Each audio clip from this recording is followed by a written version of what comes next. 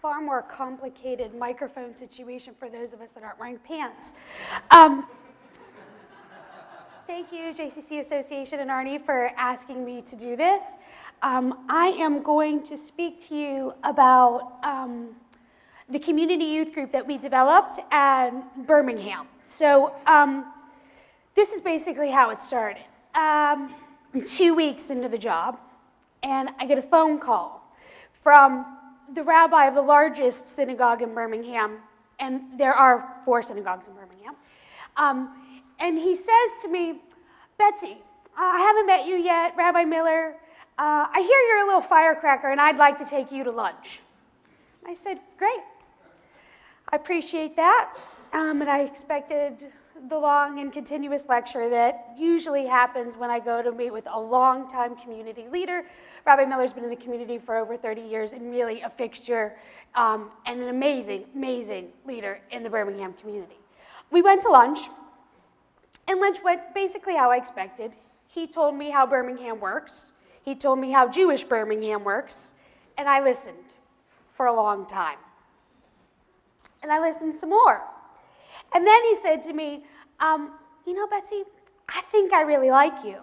And I said, "Yes, I know, because I listened." And towards the end of the conversation, he then said, "Do you have just 5 more minutes for me?" And I said, "Of course." And he said, "I'd like to talk about teens." And I thought, boy, okay, great, let's talk about teens. So here's the scenario. In 2012, there were roughly 120 Jewish teens between the ages of 14 and 18 in Birmingham, Alabama. There's 5,000 Jews in Birmingham, Alabama. That's probably 4,995 more than most of you in New York thought there ever were, so that's okay. 120.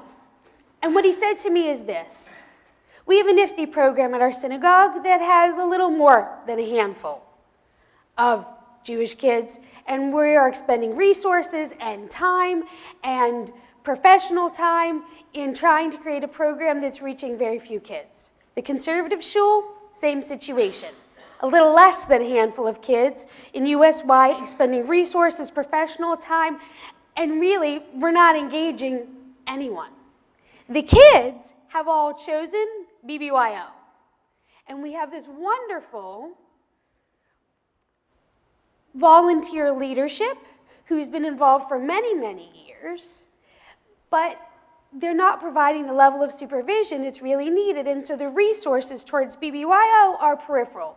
It's disorganized, and in turn, what's happening is kids are getting involved in a lot of things that they shouldn't be getting involved in. There's a culture of drugs and alcohol, and it's creating a whole bunch of problems. So, Betzy, I like you, and I'm confident that you can solve this problem. So I hope you enjoyed lunch. I'll talk to you later. Give me a call in a couple of weeks. So I went back to my office, and I thought, awesome. That's great. And I thought some more. And then 2 days later, I went to a meeting at the United Way of Central Alabama. And I'm confident that this was not a coincidence. I don't believe in coincidences. It's just God being anonymous. And I went to this, and there was a whole presentation about bold goals, these major impacts that the United Way of Central Alabama wanted to have on the city of Birmingham. And they were huge things. Things like education, true education reform. And they started to introduce a model called collective impact. And the idea of collective impact is a social model to solve huge, huge problems. Problems like hunger, where people with multiple agencies and doing multiple services in multiple ways and still not really being able to solve and impact the problem in a huge way. And it got me thinking that this model, scalable to our community, may be the transformative piece that we need to change engagement for teens. This is how collective impact works. That you look at where services are being duplicated, and you say, okay, let's talk about that duplication, let's figure out where everyone else is underserved, spread the wealth, and figure out how to get everybody getting a piece of the pie. So I took this model and I started to think to myself, and the first thing about it is coming up with a common agenda. So typically when we collaborate, what ends up happening is we invite everybody to the table and we all decide how we want to do this. This is not how collective impact works. I sat in my office by myself trying to figure out how to create a community youth group. And this is what we did. We decided, in basic social work terms, to meet the kids where they were, which is they wanted to be in BBYO. So we would make that the local curriculum.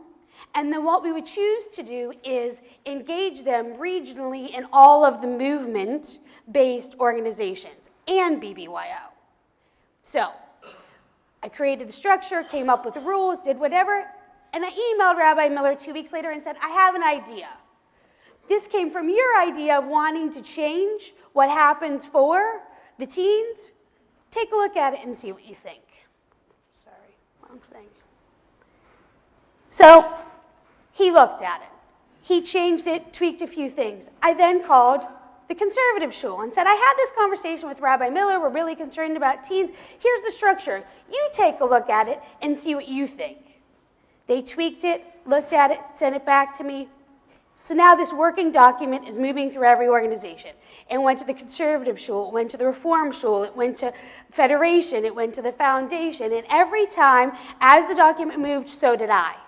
And I spread the word, and I had the conversation, and we created this common agenda. And it was clear in this common agenda, and this is the other component of collective impact, is that there's a backbone organization, which was going to be the Jewish Community Center. So this is the key factor that you need to know. That we decided at that point that we need to do things to mutually reinforce the concepts that we wanted for the kids to get the most out of the experience.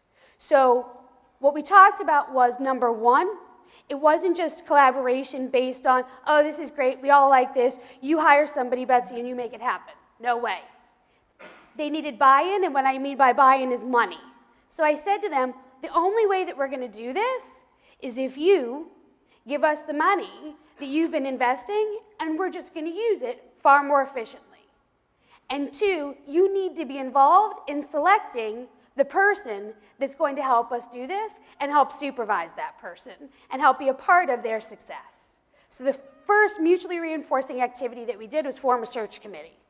They all agreed to give me the money, and the JCC was making a larger investment than everybody else, but everyone's invested, and we all came to the table. We selected the person who's now going to run our teen organization together and collectively and continue to support her as that goes along.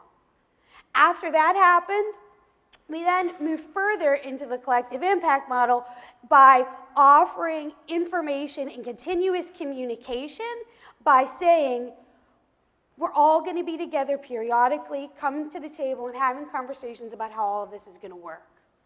And that we're going to put out emails to not only the parents and the stakeholders and the kids and whatever, but we're all going to be involved in this. So I moved from each community organization. And the thing that I haven't mentioned to you along the way, which a lot of you are saying, where's the Orthodox community in all of this? I went to them and said, look, I get it. I'm inviting you to the Mad Hatter's Tea Party, right? You can't really do this because there are rules in here that you can't really agree to. And they said to me, yes, but we get it and we're interested. We're interested, and if we have kids that we think can benefit from being a part of it, we'll encourage them to do it. So as time has progressed and things have gone on, it hasn't all been unicorns and rainbows. There have been some bumps in the road, and there have been some things that have happened. But what's starting to happen and what we're seeing more is even more of our community is coming together. Chabad has even come to us and brought their friendship circle to be a part of our community youth group. And so every bit of the community is now together, serving the teens in a completely different way. So my idea we're spreading to you is, I get that many of your communities, it's not possible to collaborate by making 6 phone calls. But what it is possible to use is to use a collective impact model to think differently about how you collaborate and collaborate in a true and transformative way.